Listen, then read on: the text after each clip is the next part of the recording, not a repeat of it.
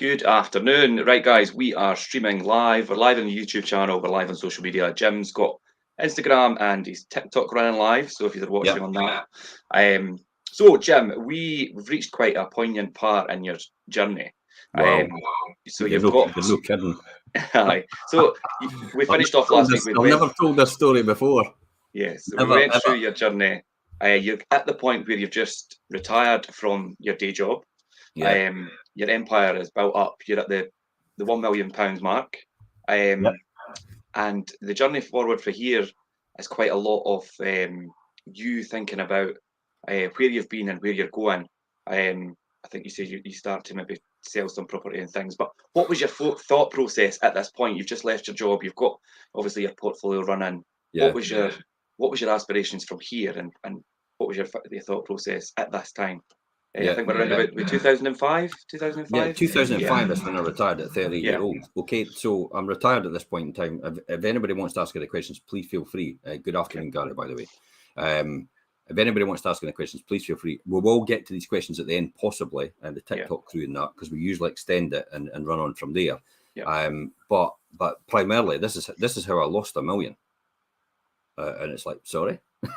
Is this not how you made $1 million? It's like, no, this is how I then lost $1 million.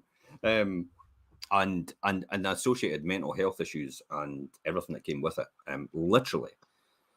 When I retired at 38 year old and walked away from a job and I was financially free to do what I wanted to do, I think the biggest challenge for me was I didn't know what to do next.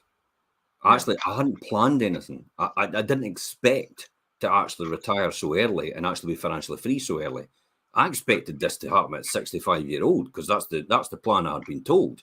And I kind of thought I'll just keep working until then. But it came, the reason that I retired and I left my full-time job because there was only, it was a point, it was that break, it was that the fork in the road came along and it was like, well, you're either going to cut back on your buy-to-let or you're going to cut back on your job because one of them's got to go because you are now working and I say to everybody goes, you need to slow down, you need to stop, you'll burn yourself out. And well, boy, they probably were, in truth, they were probably right. But I used to say, when people used to say that you're burning the candle at both ends, and it's like, there was no candle. I burnt that candle to bits. I burnt the candle at both ends and in the middle. There was nothing left at the candle. And this then leads me down a real dark path. Do you have it at this point? Did you have any element of doubt in whether you made the right decision, or maybe fear that maybe I've done the wrong thing? There was no doubt about it made the right decision. But you've got to look at it this way, Richard. This is like winning the lottery. This is what happens to people when they win the lottery. Now, I was mentally prepared for this to a degree because I've got mentors and I've been reading books all the time. I've been listening to tapes at that time, what they were. So I'm plugged into a system and I'm attending functions, and I've got my ear to the ground. I'm running the local landlord association as well, plus the fact I'm the chairman of the National Landlord Association for Scotland. So I'm dealing at people at political level. People think, it's like I'll talk to my local councillor. Hey, I'll talk to the minister. I'm not talking to my local councillor. We're talking to the Scottish government. That's where I was in terms of where our journey was. So I was completely plugged into the system in terms of what I needed to do, and I saw my future in that. However, could you imagine going from effectively working, because I was working 168 hours a week. That's no sleep, by the way. Yeah. So that's how I was running. I used to often just fall asleep in a property I was renovating in the middle of the night. And I used to have to actually use a carpet sweeper because it was 2:00 in the morning when I was cleaning it. So I couldn't put the Hoover on because people were in their bed. So I just used to use a carpet cleaner and stuff like that to clean things up, just a sweeper. So I literally just used to fall asleep on the floors. And then I would get up in the morning and then I would just go home, I'd get a shower and I'd go to work with my suit and tie on and work as a financial controller in industry and manufacturing. That really is burning out both ends. Yeah. So when you think about the logic of that, how you're like that, there was often days as well, Richard, that I was extremely out. And there was sometimes I was actually so out of it, lightheaded, like completely in a twilight zone sort of thing. that I was just running on autopilot in order to get these properties ready for the next day for somebody to move in. Remember, I wasn't using a team. I wasn't using a letting agent. I was doing everything myself. So that's why, and I remember actually going, and I was extremely ill, and I was actually cleaning. It was 6 to 8 Den Walk in Buckhaven. I was cleaning that all out for the person to move in the next day, and that was one of the times that I thought, geez. But I never really. I thought this is pushing it to the real limits. But remember, I always run with the phrase, and I've told you it loads and loads of times. I will do today what others will not, to achieve tomorrow what others cannot. And I'll run with that every single time. And I still work on that today. Even when I'm ill, I will do something I know no one else will do when they're ill, because they'll sit back, and that'll just put me ahead a bit more, and then a bit more, and see how that compounds. That's my continually doing that extra. Puts you way out in front of everybody. Yeah. You know, even I'm no ill anymore, to be honest. Even when I am ill, I still keep in touch with everybody. I'm still on social media. Still and people don't realize that. They don't realize I'm actually ill. But I cover it up very well, and it's, I always talk about it. I go into a wee darkened room. And then when you wheel me out to the public, I'm a completely different. I switch on, and that's what I do. And then when I'm finished with what I'm needing to do, I go back into my darkened room again, and that's effectively how I did everything. I knew there was signs there this was coming, because I do remember actually walking out in front of the managing director of Macintosh when we were having an argument, and the managing director, Willie McCall, was a bit blown the roof, and he said, and he turned to Alistair, who was my financial director at the time, and he turned to Alistair and he said to Alistair, tell Jim why I'm going out to have a drive in the car round the block. Because we're about to come to fisticuffs about, he was insisting that he had told me something, and I'm like, no, you never. But I was really in a bad space mentally at that time, and that's why something had to give. And I actually got into the car and I drove home. And I phoned Alistair up and I says, look, Alistair, I can't take this anymore. This was at my work, remember, before I was about to retire. I can't take this anymore. I'm killing myself literally to make this happen. And that was the first time I actually went to a doctor, and the doctor went, well, take these pills. And I went, oh, no chance. There's no way I'm taking anything.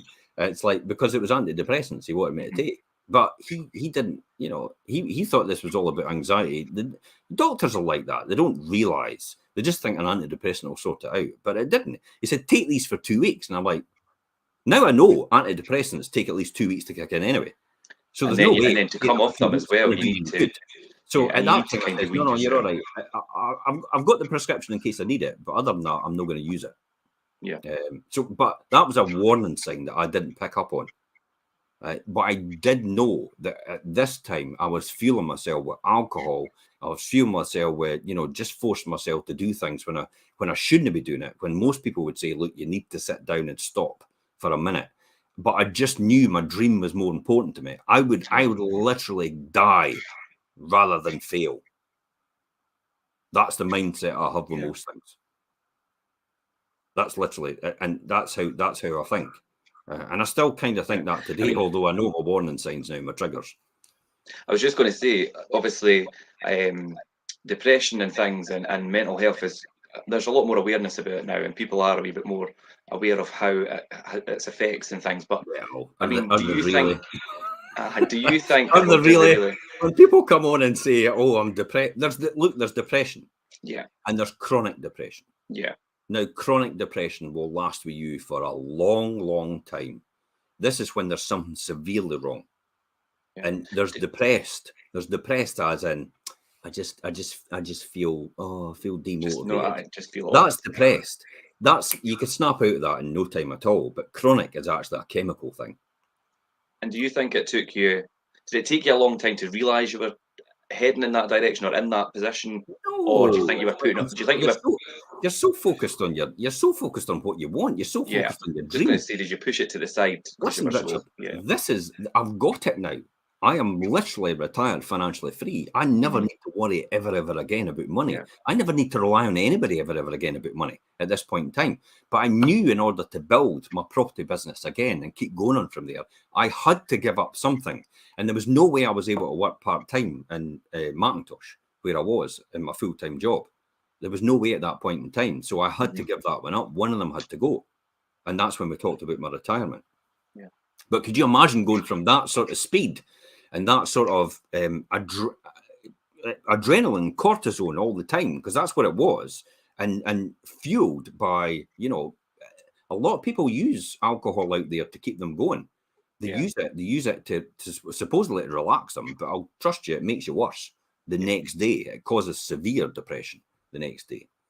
So if you're out there and you've got that, now I've put the Samaritans on this link, and it will be on for the next shows that we talk about this. Yeah. But if you're feeling like I felt at that time, then you really need to speak to someone about it. So just be aware of that.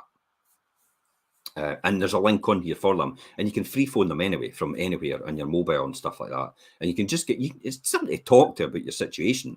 To be honest, because I was taught to keep it all to yourself. Just like it's like don't talk. You don't tell people that you're ill. You don't tell people that this is the way you're thinking. You don't tell people that you're predominantly on the side of like almost contemplating suicide. And these dark thoughts that go through your mind. Oh, you just don't talk. Place to be. You don't talk about that. This is 18 years ago, remember. So you don't talk about these things. But you can imagine a machine going from 160 hours a week running, right, full time, to literally working a day every week.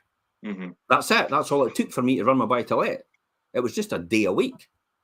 And I literally went to almost a standstill because there was nothing else. I had no other goals. This is where I failed. Definitely. This is where a failure that everybody could learn from. I forgot to put any other goals in place to go for after I'd gone for that, because I expected this would be 65-year-old when I achieved it. Yeah. But it was literally at 38. So there's a mountain to climb that I don't know about, because I'd never put anything in place in order to do that. So this is almost the demise coming. This is the beginning of the end for me, for what's happening next.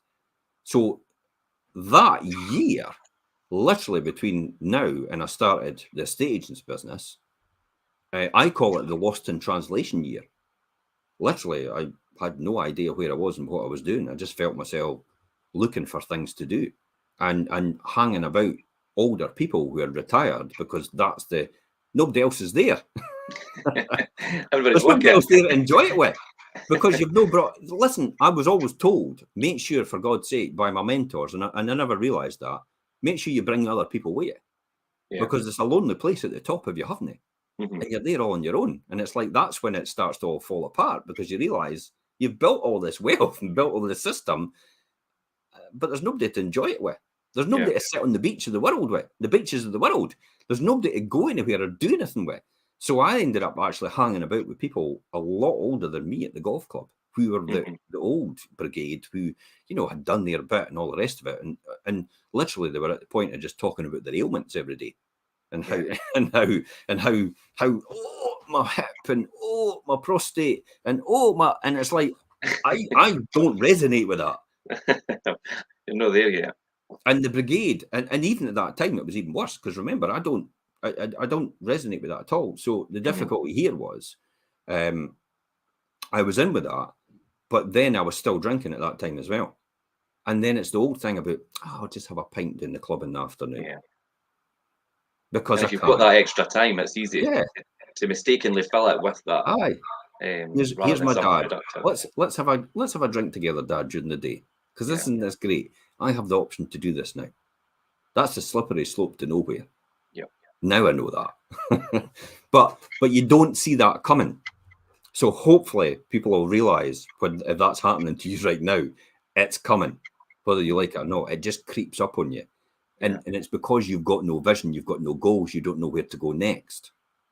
That's what causes this problem. So you see, obviously you've got this extra time, and you mentioned there about your estate agency business and things. Would that obviously become your goal, or did that just naturally progress because of what you're already doing with your own portfolio, or is that way you thought, this is where I'm going to go next? Before we talk about that, let's talk about where I was then. I decided, I had Caledonian House at the time, so I decided to move my office out of the house and down to Caledonian House. So, because there's a compulsion of the offices in your house to be there all the time. It's just like, I'll go and check my stuff. I'll go and check my stuff. So you continually work all the time, and you still keep doing it, and it's compulsive. You're hardwired to do it. Just like, I'll just check social media. I'll just check the social media. How many people do that? Their phone buzzes. Oh, check.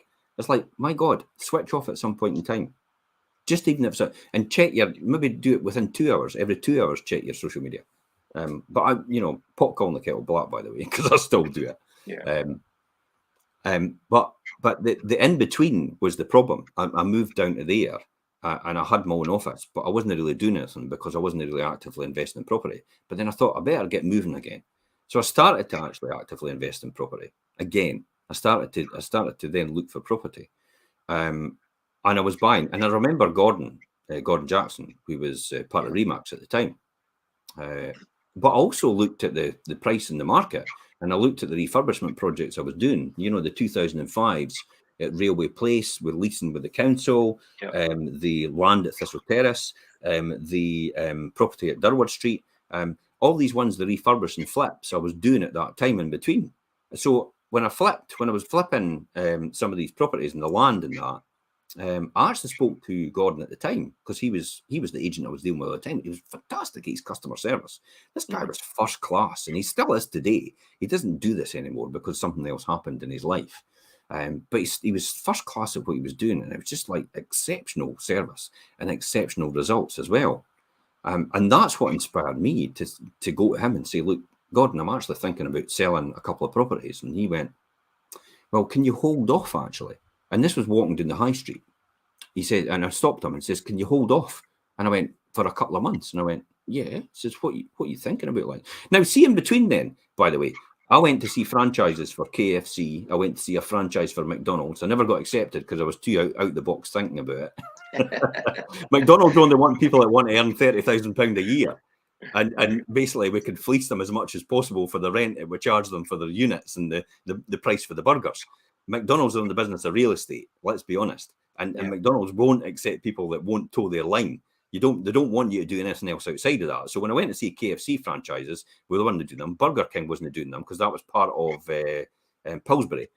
So Burger King was part of the Pillsbury group, and they don't do franchise systems. They actually do their own units. Right. So I looked at other opportunities to get involved in, and that's what I went on all these trips to Glasgow and stuff like that, meet other owners of these franchise systems at that time. And there was nothing. I even met Reg McDonald, who actually runs the Remax franchise for Scotland. He says, well, why do I not plug in as an estate agent for so-and-so? And I'm like, I didn't want to do a estate agency. At that time, I was like, no, I'm not interested in that. I don't want to work for someone else. I've just done that. Because he couldn't give the franchise away because it was Colin that actually owned it, Colin Jenkins at that time, for the franchise. Colin and Bruce Napier. Amazing how I remember all that. All that, but I know it detail by detail. Remember, it's because it's part of your journey, so you will remember. Yeah. So I wasn't able to get involved in anything like that, and there was nothing that floated my boat. And thank God McDonald's never said, "Oh, let's go for it," because I'd be entrenched into that. I mean, I admit probably have loads of McDonald's and I'd be really successful at it. But I don't think it would have aligned with me having another boss effectively. So I kept building, and then when I bumped into Gordon after all that happened in between, then I looked at it and I thought, and he said, well, why, I says, why are you wanting to wait? And he says, well, I'm thinking about starting out on my own. And he was with Remax with the same office that I was going to get put in. And I said, so why would you want to start on your own? And he said, well, what was happening, as soon as I got successful, they cut my territory. Oh, really? So they cut him back. They cut my territory. And now I can't be as successful as I am because I've got a smaller area. It's like basically limited him. So you've built up that guy's business and you've built up all his sales, and then you're getting your sales cut as a result. He wasn't chuffed, like. And then they were introducing people who were fly-by-nights. Who are still in this business today, some of them, and they're still fly-by-nights, to be honest, as far as I'm concerned, who didn't do what Gordon did, and Gordon just didn't like that at all, and he wanted to be his own agency. So he mentioned a place called Century 21. And I went, who? Sorry, what? Who the hell's Century 21? He says, well, I'm thinking about starting my own business. Century 21 is an estate agency. You know, I've been thinking about it for a wee while. I've been talking to the franchisor, all the rest of it. He says, I'm kind of ready to go with that. So I'm just looking for, he maybe said, I'm looking for another business partner. And I went, oh, I quite like the sound of that, getting into something else, a franchise operation, because I'd been looking at these franchise models. And I thought, ready built, ready to go, in business with one of the most successful guys in estate agency. He was the top agent in Scotland for Remax. He was the top agent. He was actually had all the accolades and all the rest of it for it. And he sold 126 properties by himself in 1 year.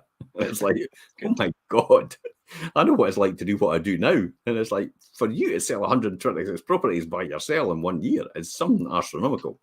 He used to even iron his suit. That's how clinical he was. He used to iron his suit, even the jacket. That is on point precision. That is focused and disciplined. And I aligned with him because I'd been using him before. And he was a fantastic estate agent when I was using it with Buy. And it made absolute sense for me then to think, oh, that's something I might actually be interested in. And we kind of left it at that. But then I think he maybe followed it up. Now, at this point in time, if you've left at 38-year-old and you're financially free, you think you've got the Midas touch, don't you? You think anything you touch will turn to gold.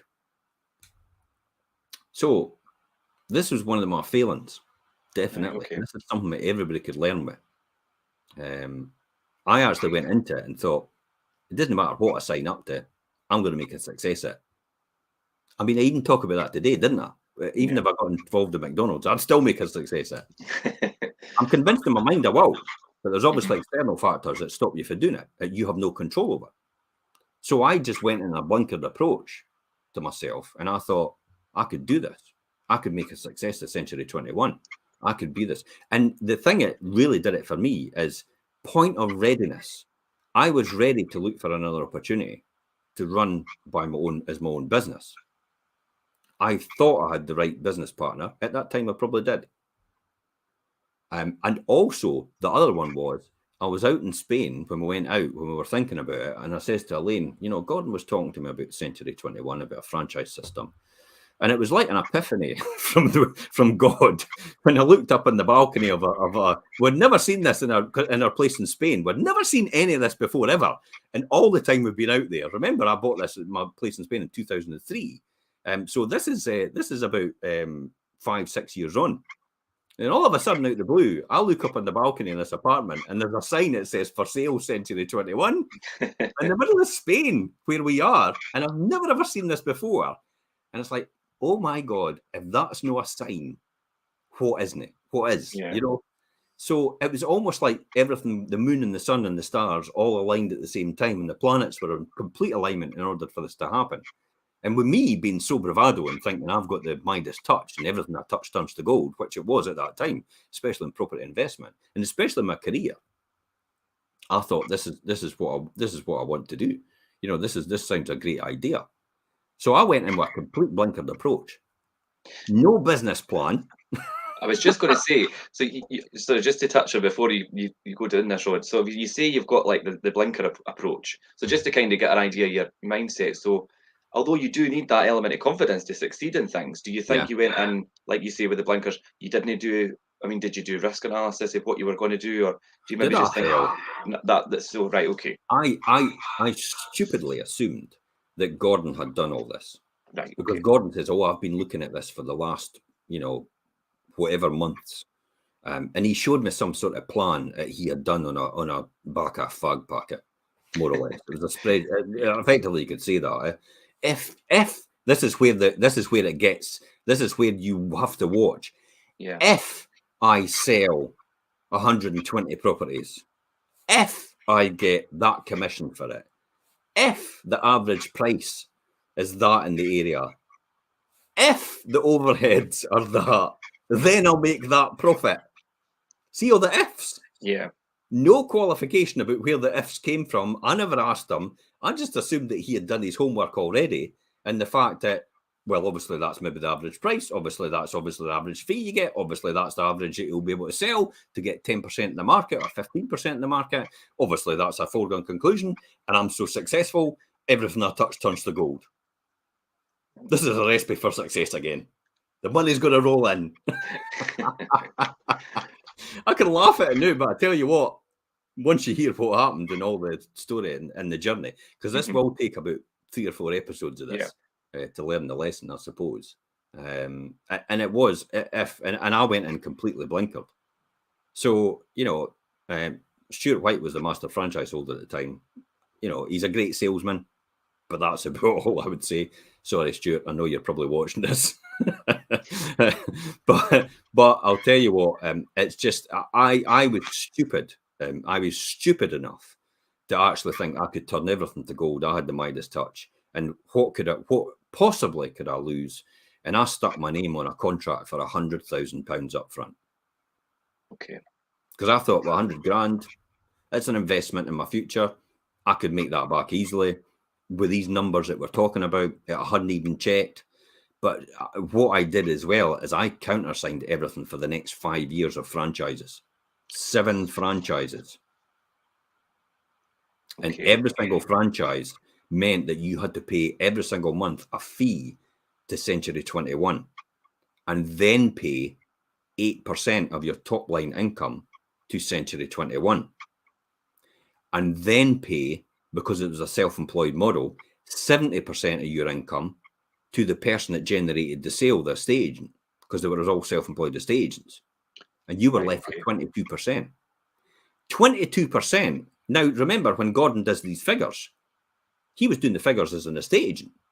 He wasn't saying you had 22% of that income left to yourself to run the offices, because effectively you weren't an estate agent. You were a landlord, more or less, for a business, a franchisor. So basically, what you were doing is you were being a franchisor. You had to pay the 22%. You were paying the rent for the office. You were paying the telephones. You were paying everything else. They covered the office themselves in rotation and then you had to recruit people. But then that came down to as well as when you've seen the founder at Ray Kroc, when he started to recruit people to sell burgers, they all made up their own idea about what they should be doing because there was no system in place, and they started selling chicken. The original franchisees.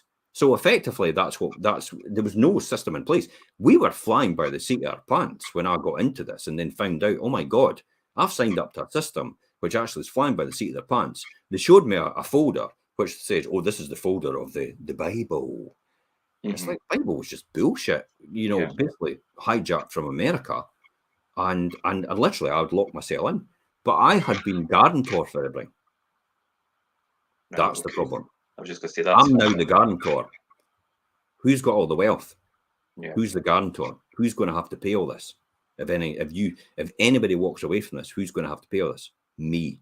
Yeah. The whole shebang from start to finish. So I had got myself into a system which everybody else was making money if they wanted to, and I was literally left holding the baby, having to support it all. This is interesting for me because I don't know the ins and outs of this story. People might think I do, but I don't. And that's really surprising for you to hear you say that you signed up as guarantor for this. Because, I mean, did you do it without thinking, or did you just not realise? Completely without thinking. Which is really surprising for me. I was completely euphoric about the whole thing. I've got the Midas touch, and everything I touch turns to gold. Yeah. But I had done no due diligence to prove that. Mm-hmm. Because, I mean, what would you expect? I mean, meteoric rise from homeless and unemployed to millionaire and literally financially free for the rest of your life. Why would you not think you've got the Midas touch? This happens to a lot of people, by the way. This happens to a lot of people, trust me. It's not just me this happens to. And I noticed it recently today. There was an announcement where somebody's got a local coffee shop in Leven. Literally, he's not been taking a salary out of his business, and him and his partner, for 5 years. Now, incidentally, he's finished on 5 years, and I bet you that's because he went guarantor for the lease, for the premises that he was renting. And I bet you that's why he's had to ride it out for 5 years and have nothing and have to work a job outside of that as well. Because he's tied down. What sort of mental illness and position will you be in when you're when you get to that stage. I mean, how would you feel, Richard, knowing that you're now on a hamster wheel for the next 5 years and you ain't getting off? It would be an awful feeling of being basically trapped into something that, and I think as well, I think a lot of what people's problems come from is financially related. Money is such a big problem for a lot of people. And it could be a big catalyst to affecting your mental health and obviously leading you down that path. So when we started out, it was literally everybody was like, because they saw the branding, they saw the Century 21, they saw the cars. I'd even gone garden tour for all the smart cars. We had about 3 or 4 smart cars, and I'd gone garden tour for all them as well on the leases. Mm-hmm. So it was me, it was put my name to everything. I'd been the patsy, effectively. And everybody was going, look how successful you are. Aye, maybe on the face of it, but I tell you what, if what was happening in the background, if you knew what was happening in the background, you'd be mortified. And that's how most businesses start. Everybody thinks they're so successful because they see all the glitz and the glamour. They see the branding. They see the premises. They see the car. They see everything else. And now I know it's like, that's all bullshit. Yeah. That's no true. It's like another guy that came to me. He's no longer got what he's got, but he came to me. I went to him one day and went, oh my God. I says, how did you build this meteoric empire so quick? This was in another industry, because I like to learn lessons from other people. So I wanted to get time with him. And lo and behold, he says to me, the first thing words out of his mouth was, we've got 98 people employed. And I just went, holy shit. That wouldn't have been the first words out of my mouth. That's no a sign of success for me. Yeah. That means you've got 98 people you've got to pay come hell or high water. Yeah, that's like, a lot. That's no success. Yeah. I would be talking about what is my bottom line profit, know my turnover and my number of people employed, because turnover is vanity, profit is sanity, and cash flow is king. Yeah. And I learned the hard way. So think about it. Engrossed in it. Now, the euphoria part, for the first year, the euphoria came along and it was like, yeah, this is fantastic, we're up. But there was times that we were sitting at the phone going, is that phone ringing? Is it working? And dialing ourselves up on our mobiles, because we had mobiles at that time, dialing ourselves on our mobiles, dialing the phone up and saying, yeah, it's ringing, it's working.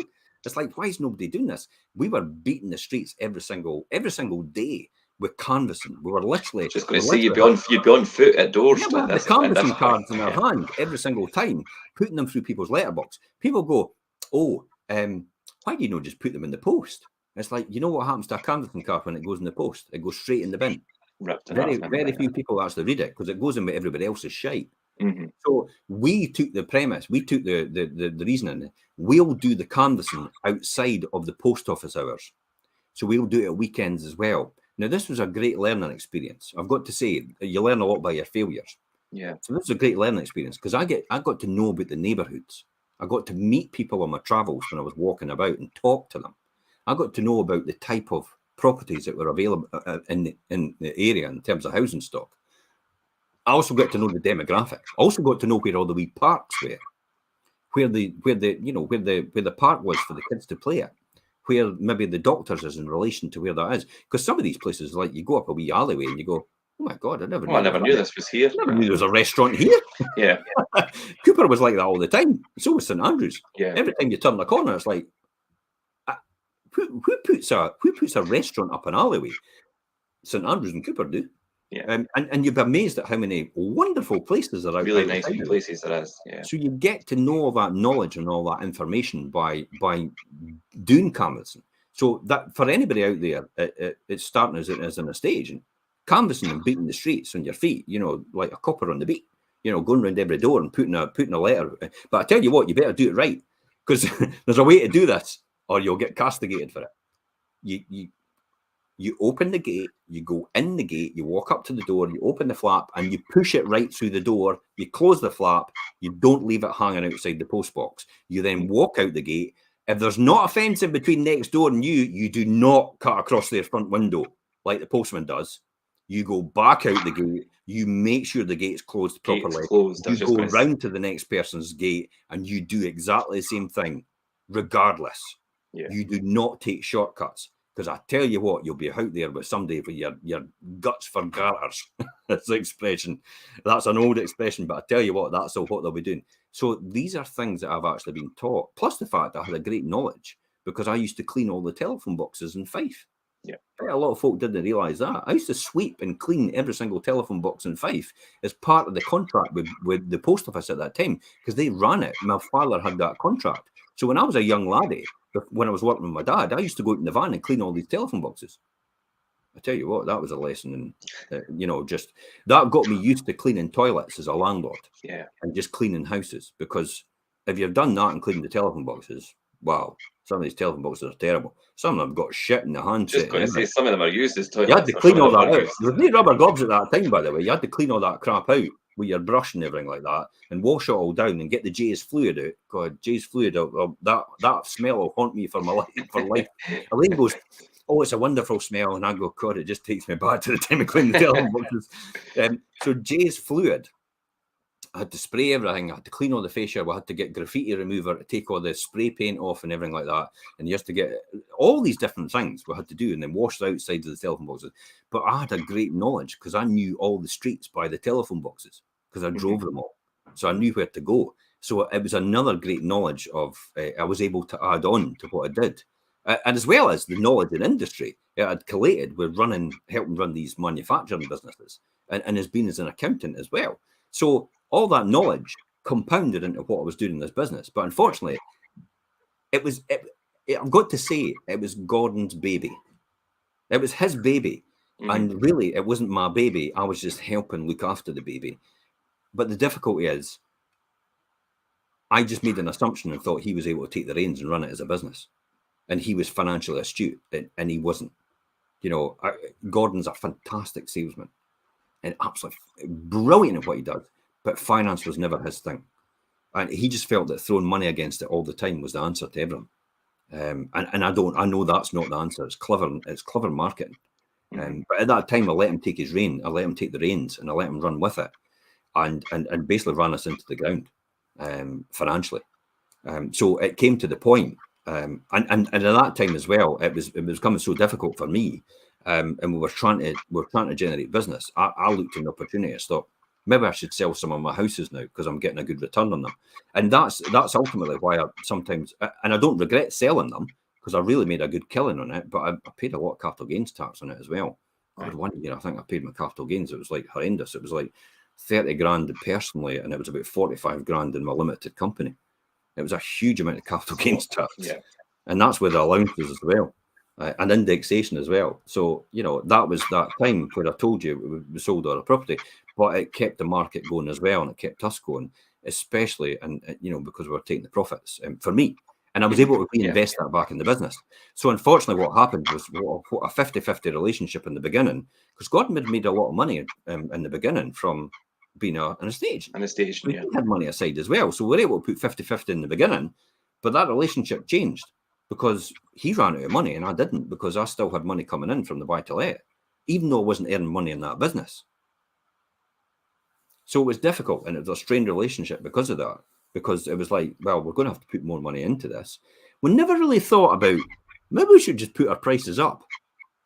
So why did you never think of that? Yeah. So what I'm saying is, we started as a purple bricks. Yeah. And tried to do volume. We never actually started as a specialist and thought, this is what we do and we do well, and we really want to be the Waitrose and Marks and Spencer's estate agency and that type of service level. We don't want to be the Lidls and the Aldis, which is what the volume agents are, like the corporates you see today, and some of the actual independents who are actually they just think the more the bus in, the more money they're going to make. But it's like, I'm not interested in wasting my time with this. I want to look after people that want a good service and actually want a better result, and actually feel that my proposition is a lot more valuable to them than what somebody else is. That's the people I want to do business with. I've got the luxury I can do that. But at that time I wouldn't. We just had to go the scattergun effect and had to go for volume. Yeah, because you should really be concentrating on quality rather than quantity. But obviously, remember though, I'm completely blind into how a stage works. So I'm just following on the lead of someone that's done it before, and they were completely obsessed with volume. Yeah, but I only know that because you've taught me that. You've taught me quality over quantity. I was not an estate agent though. I was just running the infrastructure and doing the finance, doing the books, and reporting to Gordon, who was the managing director, because he wanted to be the managing director. I thought, I'll give you your place. I'll play a good second fiddle, which I really do. And that's where it was getting problematic. But then when you think about the alcohol as well at the back of that, and that's what a lot of people in business do, basically live for the weekend. It gets overwhelming. I mean, it was at the point, Richard, where I was, when was this? Probably later on, but it was even at the point I was actually phoning people up and going out at 11:30 and 12 o'clock at night just to get out. Because I felt I had missed something, and I felt but then the worst thing is, then you go out at 11:30 or 12 o'clock at night to the pub, and then you get the walk-in, and you're there till 3 or 4 in the morning. And then it's no great the next day, because the next day you're comatose and you've had it. And a lot of people live like that all the time, and they don't realise what they're doing to themselves. You're running on empty at that stage as well, because you have lack of sleep, you lack of concentration, because obviously the effects that alcohol and things has on people, especially if you're overdoing it. So this is where I am right now. I'm fueled by this. I'm pushing this forward. I'm still very, I'm very tolerant with people, and I let them away with loads and loads of mistakes. And there's loads and loads of mistakes getting made, and I'm completely tolerant because it's someone else's baby, and that was the difficulty. It was someone else's baby, and that then leads me to believe is, for God's sake, you never get in with somebody into business. My lessons out of that is, you do not get into somebody with business as a partner or a joint venture if they have something valuable that you don't have that they can contribute to the table. That's the only reason you would bring them in. But even other than that, you don't bring them in if you're the person that drives it forward. But they have to be brought in on the condition that you're the person that drives it forward. Or you don't do business with them, and you don't get into business with them, no matter what it is. That's probably one of the most important lessons I've learned out of that as well. Did you feel at that stage, like you were saying, a lot of mistakes were being made and things, and did you feel like you didn't have that position to step in and say something or change things, although you were heavily invested financially? I felt I was heavily invested financially, but I felt that it wasn't my place. Right. I just felt this. I tell you what I did feel. I felt imposter syndrome. Yeah. I felt I wasn't really an estate agent. I'm just running a business. I'm just helping run a business as a manager. I'm not an estate agent. I'm playing at it because I'm not going out listing houses at that point in time. I'm relying on associates, which we recruited. I mean, I think there's only one still going as an estate agent today that we recruited in the beginning. But at some point in time, we had 20 people as estate agents was 20 people. But none of them were making money really, because the model, it was the estate agency model, the way it is in the franchise system about recruiting people, is they pay you a desk fee, okay? In other words, a contribution towards the office, which is 350 quid a month. But I've got to pay 400 quid a month to the franchisor, plus 8% of my top line, my income. And that's no overheads of it. That's 8% top line. So I've got to pay that. So that's the difficulty. But I've also got to give away 70% of my income. And there's where the problem lied. 70% of my income. A lot of people were actually coming to me to sell property. And because I wasn't an estate agent at that time, I was just passing it on to another person who had just basically joined the system and was getting money for nothing in their hands. And as long as they pay their desk fees, the county allows them just to play it. They pay me 300 quid a month to get basically £1,000 or £2,000 a month from me for nothing. For not doing anything, but relying on my system and basically me passing the business. I'm paying you 300 quid for you to give me 2,000. I was convinced that people can change, but there's another lesson coming. That's like, you could lead a horse to water, but you can't make it drink. And effectively what we're doing is we're beating dead wood. But because that was the system I was taught by Century 21 in the franchise system about recruiting, and that's the business I'm in, is recruiting. The business I was in, I was told, was recruiting. I'm not in the business of running an estate agency. I'm in the business of recruiting. Now at that time, I was like, God, if you told me that in the beginning, I maybe wouldn't have done this because I'm not in the business of recruiting. I want to be an estate agent. I want to run an estate agency. But they said, no, Jim, you have to recruit. Gordon, you have to recruit as well. But Gordon wanted to be an estate agent. This is like I tell you what it's like. You get the contractors at work with you. Look at our Fife Properties maintenance. We'll give that as an example. We had a contractor at work with us, a guy at work with us, and he worked with us, and we paid him, and he got a decent salary for what he was doing. But every single month, he used to see, well, I'm only getting paid X amount per hour, but you're getting paid 4 times as much as I'm getting paid. That's no fair. I could make that money. But what that person doesn't realise is all the overheads. I'm paying for the van that you're running about in. I'm paying for your mobile phone. I'm paying your national insurance. I'm paying your pension. I'm paying your sick days off if I have to with sick pay. I'm also having to do the HR. I'm also having to do all the accounts, get somebody to do all the accounts. I'm having to run an office as well. And then also I'm having to pay for the insurance to go with you as well. That's why we're charging a lot more than what you're getting. But this person was adamant that, I could do that myself. And I started doing with him one day and says, what do you want to do? You want to run your own business? Because I tell you what, it's not. Oh, I just want to swing a hammer. Well, if you want to swing a hammer, just be an employee. Because I tell you what, run your own business, isn't it that? There's no swinging a hammer. Yeah. And that then got me to thinking about, that's how people look at it. They think, oh, I'm making a lot more. You're making a lot more money than me. It's like, no. It's know that. But this is what was happening. This is what was happening in our system. It's sort of like that. It's like I got into it and I didn't realize that, you'll not make money for the first 6 months or something. And I went, well, I'm all right with that. But then Gordon had to make money. But Gordon actually left because he saw that with where he was. He saw how you making so much money, but he didn't realize the infrastructure that went behind that. But we sure did now. Yeah. It's because we were making no money. And he was hand to mouth because everything he was making, I had to say to him, well, you can't take that out. You can't take the 70% out. You'll have to leave it. To leave it in, yeah. You just have to leave it because I'm doing my bit of putting my effort in and running and basically working 24 hours every single time for free. So you're going to have to do the same thing. You can't expect to take a wage out and go, yay, I've been a stage and I could do that. But hold it, I'm working for free with all my hours, and you're working and making money with your hours. That's no fair. So he had to leave it in. So everything he was earning was left in the company. While everybody else thought we were minted, in actual fact, we were stony broke. Mm-hmm. Yeah, that's like, it's like you say, people get that perception for the image on the surface, but really, you just didn't appreciate everything that goes in behind the scenes and all the financial commitment behind the scenes to keep something like that, a business like that running and functioning. And like you say, obviously, at some point, you're actually running it probably a bit at a loss. Yeah, and then when you look at it as well, then you know what's happening. You know what's coming next. The credit crunch. Yeah. The shit hit the fan with the credit crunch. Even worse.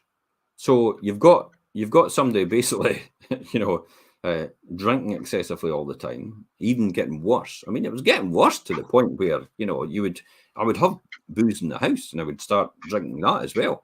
Mm-hmm. Like even crap.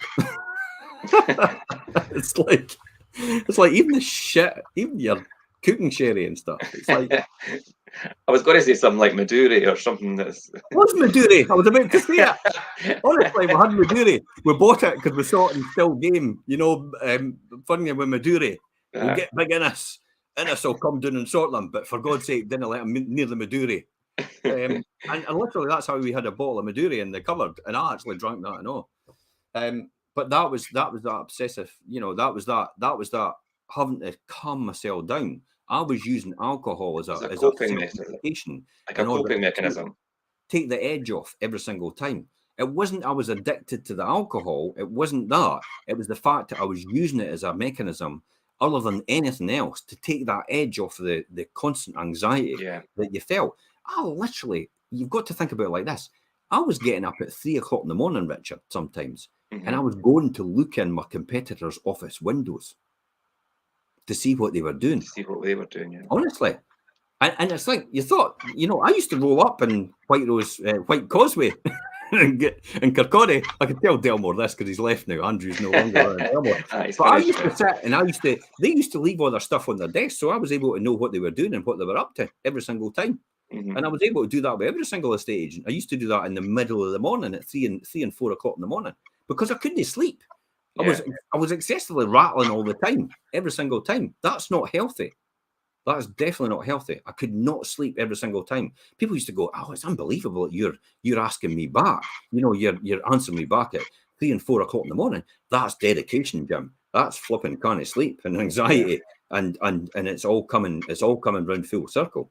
But I never knew any other way, Richard. Remember, I was constantly. This is me back to my landlord days and working full time, and I'm thinking, yes, I've got it back. I'm working full time. All my hours are filled now. And I'm a real success because I'm doing 3 o'clock in the morning. I'm doing 4 o'clock in the morning. I even woke up one day and it was light outside at 2 o'clock in the morning, and I decided to go for a game of golf. And I got into the 18th green at 7 o'clock in the morning when the starters was opening, and he went, "You're not supposed to be playing on the golf course at this time." And I just told him to go forth and multiply, and said I couldn't care less. You're not here at my time in the morning, and I'm playing golf between 2 and 7 in the morning because it was light and it was nice and it was great outside. I tell you what, it was nice though. I was going to say, why would you not be able to play golf? Why is that a rule at that time? Because they said it was just it's like it's my domain and you're going to follow my rule. It's the rules, and that's about the bottom line. No reason why, but anyway. He got it in the neck when he tried to report me because he didn't realise my dad was the captain at that time. Yeah. So, but that's the sort of things I had to do because I couldn't stay still. Elaine was gobsmacked. I mean, even when I look back on it now, I literally never slept for all that time, and you can imagine how that'll begin to catch up on you. Lack of sleep could have a really profound effect on mentally, which obviously you're going to elaborate. You've got the drink as well on top of that. Yeah. Mm-hmm. So you got the lack of sleep. You've got the drink. You've got the anxiety. You've got the financial pressure. You've got the constant stress. You've got it's all no going according to plan. You could see where that's going. Yeah. And you can see you're committed to a 5-year term. Whether you like it or no, you have to pay £400 per office every single month. You have to pay 8% of your turnover every single month. You'll still have to pay for all these offices because I never owned offices. I leased them all. Yeah. You still have to pay for all these offices that you've taken. Now, even Rightmove walked in the door and threw a bomb into the mix. They basically threw a bomb into it, and Rightmove went, "Oh, you've got 3 offices now. We're wanting 3 times the amount of money now." Hold it. You got me started, and you said it was okay, and now you're saying that you're going to shut down Rightmove for us if we don't pay for 3 offices. At that time, it was £1,200 a month. I was going to say, it's a lot of money for Rightmove. I know. I'm paying £1,200 a month to Century 21. We're paying £1,200 a month to Rightmove. And I'll be honest, Richard, I actually, and Avril's still about today with another organisation, and I basically told Avril to just get your bahookie out that door and go forth and multiply, and that's the end of Rightmove with me. Because basically they bent me over the table and they took me for everything. Yeah. And they got me to a position, and I looked at them. I actually look at them fondly as almost like drug pushers. They're dealers, as far as I'm concerned. I don't have any reliance on them anymore. By the way, I can cut them off if I want anytime. Yeah. But at that time, you needed to be on Rightmove to be seen anywhere, and everybody says if you're not on Rightmove, you're not getting anywhere. So they basically had over a barrel, and they asked us to pay that. Luckily, I then took the leap of faith, and I tell you what, it was like a rattling weekend. It's like, oh my God, it's all going to fall apart by Monday. It's like when we said we're coming off, and we invested the money into Kingdom FM, and our turnover went up 3 times. We've been off Rightmove, and I proved it to myself, all because we were pushed into a position where we couldn't back out. It was either that or we're bust. We're out of business. We've got no more money left. I keep sinking money into this. God keeps sinking money into this. We cannot go on like this anymore. I have to keep going though, because I've signed as guarantor for everything. The cars, the leases, the franchise agreement, the whole shebang. I've signed everything up under my name. So, and that's my reputation. My reputation is the only thing I can give away myself. And there's no way I'm going to default on my loans, ever. There's no way I'm going to have an overdraft as well either. So we never had an overdraft for the bank ever. We've never had an overdraft for day one from the bank in our business when we started in 2006. That's one thing I'm really proud of. We relied on our own cash to do things. So this was all fuel induced, and then the credit crunch comes along, and then it hits the fan again. It's like I had bought Vetrano Vale in 2008. Which was your own residence? Well, it wasn't. It was meant to be a buy-to-let. Did you live in it? I did become my own residence. Sorry, I thought you did live in it for a period. That's why I said that. Sorry. I lost complete track of where I was. Yeah. I lost complete reality of where I was at that time.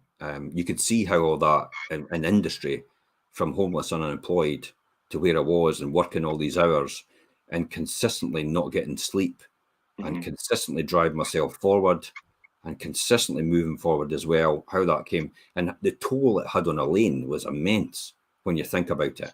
And how the hell she stayed by me, I do not know. But even I got to the point, Richard, where I thought, I'm going to move it. Everybody else is the problem. It's no me. Hello? Yeah, but then the penny still hadn't dropped. Literally, the penny still hadn't dropped. I'm going to move out, and I'm going to move to Vetriano. The property we bought, we were going to let. That was one of the ones that I bought off plan to let, and I ended up moving into there because I felt that it was everybody else's fault except mine. See how delusional that could become. But it's easily, I mean, not for experience, obviously, but through what I've heard from other people and things and stories and things, when you're, I mean, maybe not even at this level, and I know obviously your journey, but when you're doing things at that level and you're trying to obviously get through it, like you say with alcohol and things, there's so much contributing factors there that you're going to have a lot of times where you just can't even think straight, and maybe taking a step back and realising it was you is obviously probably one of the hardest things you were able to do. Wait till you see what happens next, and we're going to keep that to next week. Yeah. Because I tell you what, that's an hour. I can't believe that's an hour. I know. But I tell you what happens next is unbelievable. When I look back on it in hindsight now, and where I was mentally, and where, you know, how I've lost my friend. I mean, I'll talk about it next week. Oh dear, it's getting to me now. Yeah. He did the same. He did the same as, you know, he basically hung himself. Right. And he was in a bad place as well. I never even realised at the time, but I'll talk about that next week a bit more, and how that happened, and for people watching out for that, and the effect it had on me as well, especially when I talk about it right now. I thought I'd be able to talk about this quite easily, Richard, but I could feel it. I could feel it coming to a head in terms of where I am emotionally. So let's just leave that one till next week and park it there. And so we're at this point where I moved out. Now, the thing I want to tell you about is it was easy for us. We had young children at that time. So I went and we made up the reason behind this to our children was I had to look after this property in case anybody else damaged it. So that's why I'm going to stay here and Elaine's going to stay where we are. Literally as well, though, everybody else's excuse except mine. Literally the house next door that we had, I blamed the house as well for my problems. I said it was the house. If I had another house, this would all go away and change. It's like, oh my God. When I think about it now, I think, God, everybody else's fault except mine. Yeah. But you've got to remember, this is a guy that came out and financially free and $1 million, and, you know, all of a sudden it all went pear-shaped and you're about to lose it all. And then where are you mentally there? This is defeat. And how could you reconcile yourself and admit defeat within such a short space of time for that reason? So I've got to wrestle with this in my mind as well at the same time.